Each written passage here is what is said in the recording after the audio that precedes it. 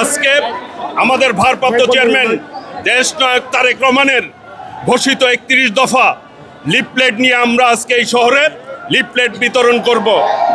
আজকে এই টাঙ্গাইলের মানুষ বাদ ভাঙ্গা জোয়ারের মতো নেমে এসেছে আমাদের সমর্থনে।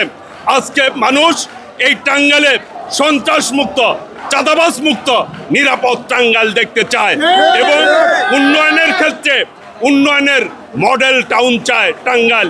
আমার পাশে দুইজন নির্বাচন করেছে বিগত দিনে উপজেলায় এবং পৌরসভায় মাহমুদুল হক শানু এবং মোহাম্মদ আসগর আলী উপজেলায় নির্বাচন করেছে।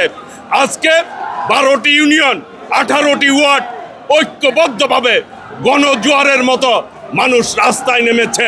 দাবি একটি, আগামী নির্বাচনে সকলেই ঐক্যবদ্ধভাবে ধানের শীষে তারা ভোট দিয়ে ধানের শীষের প্রার্থীকে জয়যুক্ত করতে চায়।